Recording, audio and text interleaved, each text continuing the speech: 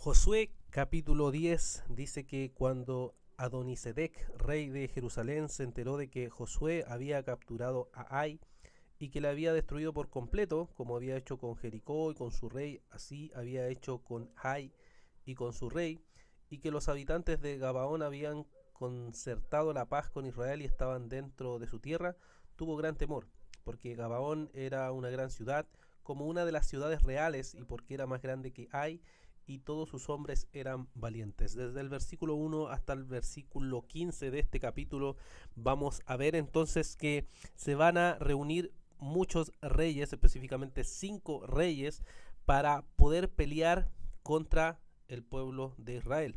Lo que van a hacer particularmente ellos es atacar a Gabaón.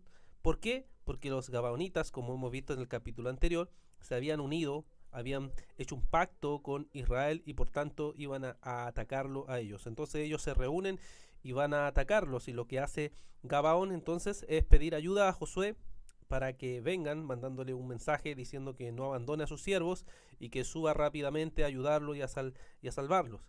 Entonces Josué va a ir, ¿cierto? Y antes de ir recibe una palabra del Señor en el verso 8 donde le dice: no le tengas miedo, porque los he entregado en tus manos, ninguno de ellos te podrá resistir. Entonces va Josué, pelea con ellos y finalmente podemos ver que los vencen totalmente. Incluso vemos en el verso 11 que el Señor arroja desde el cielo grandes piedras sobre ellos y muchos de ellos mueren, también reciben granizo y muchos de ellos mueren a espada de los israelitas. Y Josué dedica todo un día a destruirlo, y aquí es cuando en el verso 12, 13, ¿cierto? Dice que se detiene el sol para poder destruir a cada uno de sus adversarios y nadie queda ahí con vida a excepción de los reyes, que luego estos reyes desde el verso 16 hasta el verso 28 intentan escapar en una cueva, se intentan esconder, finalmente los encuentran y los van a ejecutar. Un acto muy interesante lo podemos ver en el versículo también 24, donde dice que acérquense, pongan su pie sobre su cuello de estos reyes, y se acercan, ¿cierto?, los del pueblo, y pusieron los pies sobre su cuello, y entonces Josué dijo: no teman ni sea cobarden, sean fuertes y valientes, porque así hará el Señor a todos los enemigos con los que ustedes luchen, ¿cierto? Y muestran con eso matándolos finalmente a cada uno de ellos. Luego desde el versículo 29 hasta el versículo final vemos que hay otras conquistas de Josué, va describiendo todas las conquistas que Josué va haciendo, va describiendo detalle por detalle cómo fue derrotando a cada uno de los pueblos que el Señor le había entregado. Termina en el verso 43 diciéndonos: entonces Josué y todo Israel con él volvieron al campamento en Gilgal.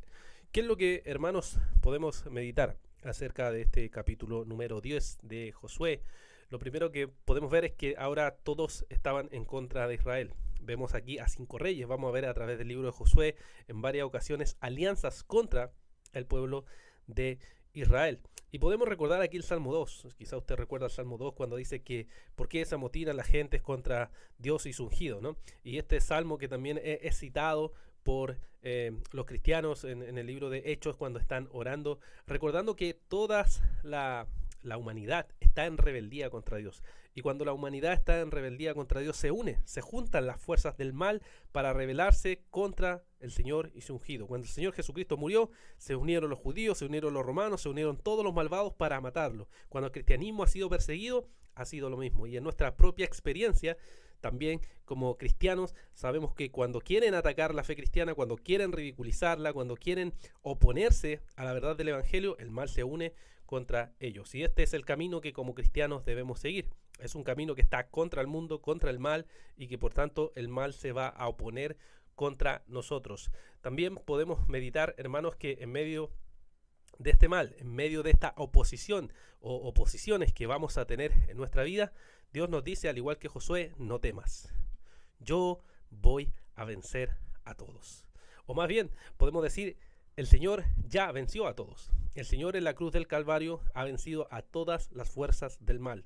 Incluso el pecado, incluso la muerte ha sido aplastada, ridiculizada por el Salvador. Y eso, ¿qué significa en la práctica? Que podemos vencer a la maldad y el pecado. Y en muchas ocasiones el Señor va a permitir que esa derrota contra la maldad y contra el pecado a veces sea sellado con sangre. Así ha sido a través de la historia cristiana, y debemos estar dispuestos a vivir de esa manera, porque la victoria ya ha sido asegurada. La conquista de Josué y la conquista de la iglesia ya ha sido asegurada, porque Cristo ha vencido en la cruz del Calvario y le ha dado la misión a la iglesia de mantener esa actitud de victoria sobre el mundo, sobre el mal, sobre el pecado.